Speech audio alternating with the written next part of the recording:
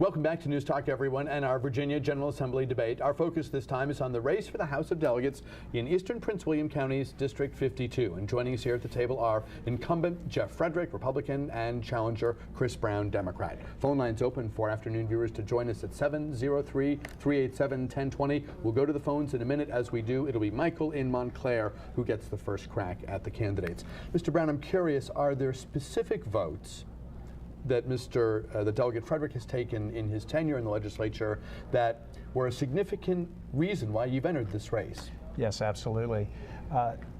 I've seen my opponent use his far-reaching thinking and apply it in several instances that I think are critical.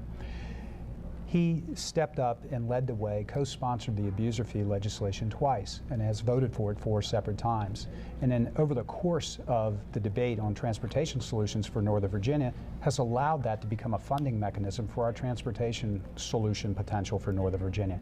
I just think that's bad policy, and I don't think it's in tune with what the needs of the people are in the 52nd District. Bruce, let me correct my opponent because he needs a lot of correction. First of all, we have this neat website set up, checkfacts.net. Checkfacts.net. Is that your website? Yeah, this checkfacts.net. All right, good job. It tells you a little bit about what the facts are, and people can find out on their own. And did you vote in favor? My opponent's talking about funding mechanisms in this year's transportation bill. That's House Bill 3202. You know we've talked a lot about this before on your show. House Bill 3202, I voted no. Voted no every opportunity I had. That's the bill that put the abuser fees into circulation, that put it into the law, into the Code of Virginia, and I voted no. And everybody can check that out, checkfacts.net. But the fact of the matter is, have I supported in the past cracking down on drivers, on the worst of the worst drivers, those that put lives at risk? Absolutely. If people are going to put your life and my life and Mr. Brown's life at risk on the roads, we need to crack down hard on them, on the repeat offenders. But I don't agree with coming down on only Virginia drivers, and I don't agree on mothers driving to the hospital in labor getting stuck with a $1,000 ticket, and I voted no. Did you vote on a final product, a final funding mechanism that included that as a provision? No, I did not. This year, 3202, I voted no. And you can see that every which way. But you know what, you talked about, is there anything that my... Well, I want to complete the circle on this. Why do you accuse him of having supported it? It's here. Here's the evidence. Here are the bills that he voted for. And it's right here. House Bill 1555, House Bill 527, House Bill 314, House Bill 1563, House Bill 5034. It's there. He's done it. Now, and Bruce, none of those bills became law. Not one of them. And those bills were designed to crack down on bad drivers, on the worst of the worst. But were they pieces of legislation that contained the abusive driver provision? They contained provisions that would crack down on the worst of the worst drivers. Absolutely. But House Bill 3202, which my opponent, by the way, in the Prince William Regional Chamber of Commerce, he said that was a great compromise. He said not true. He said that he would have voted for House Bill 3202, and therefore House Bill 3202 has the abuser fees in it. Help the poor viewer at home figure out the My opponent seems here. to believe that if he says something long enough that it will in fact be believed. The fact of the matter is that he has done this legislation. It's here, and every single time that he supported it. But did he vote no on the final bill? On the final bill, he voted no. There we go. On one of the votes, he was absent on this vote. I wasn't absent. The fact of the matter is that he has supported the abuser driver's fees, and he's done it knowing full well that Virginia drivers would be treated differently than drivers from other states. Bruce, you know me pretty well. You know that I'm a staunch anti-taxer. I vote against any single tax increase that comes my way. My opponent here sent out 2 mail pieces district-wide saying that I want to increase taxes, sales taxes, 36%. Can you believe that? 36%. It's so egregious and excessive that everything that he's saying in his campaign, you just can't believe him. And in fact, our local newspaper, the Potomac News, they did an editorial yesterday, and see the headline, Slimy Tactics. That's how they're describing my opponent's campaign. That's how they're describing the things that he's saying. And was that primarily about the It sure is. Tax? It's exactly that. It's saying that it's crazy that Chris Brown's accusing Jeff Frederick of raising taxes when everybody knows that Jeff Frederick's stance on tax increases is quite solid. Mr. Frederick belongs to an organization that's an extreme organization. It's an anti-tax organization. It's called the Club for Growth. And the Club for Growth has long time advocated the abolishment of the Internal Revenue Code. In their thinking, they believe that if we would replace the revenues with something like a flat tax or a national sales tax, that in fact that would make up the revenues that would be lost by the abolishment of our tax structure as we know it today. So it's certainly appropriate to believe that my opponent, who belongs to such an extreme group, would share their thoughts. Is it potentially misleading, though, to make it sound as though he voted for a piece of legislation that would increase taxes X% as opposed to a vague philosophical formulation? I don't believe so. I believe that it's an accurate piece of information that tells people how he thinks. He's an extreme thinker. And there's no extreme thinker here, Bruce. The only one in this race who's been endorsed by elected Democrats, elected Republicans, and elected independents is me. In fact, the former Dumfries District Chairman for the Democratic Party of Prince William County has endorsed me.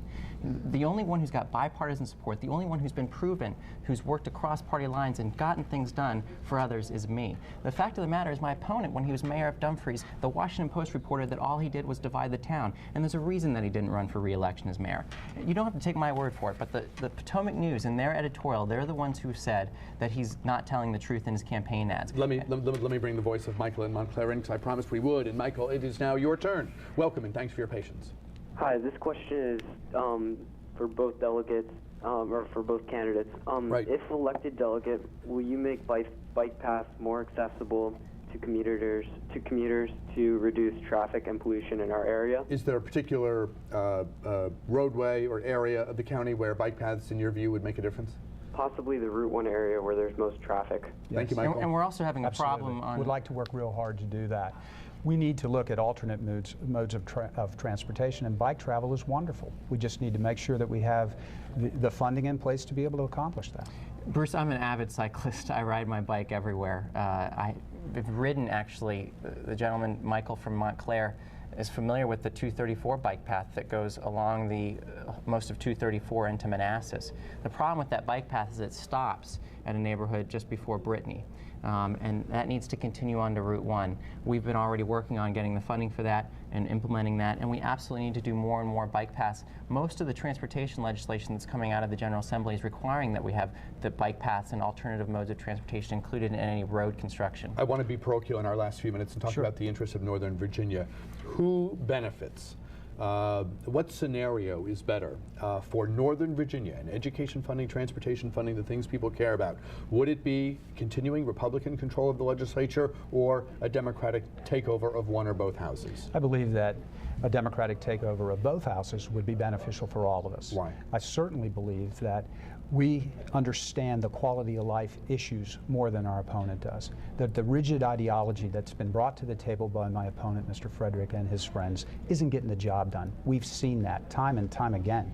We have traffic problems that are next to none. I've lived in Dumfries, Virginia my lifetime. I would have never imagined growing up that I would be in an environment where we have the 5th worst commute in the United States, that people could get to and from easier in Chicago than they could in the Washington, D.C. metropolitan area.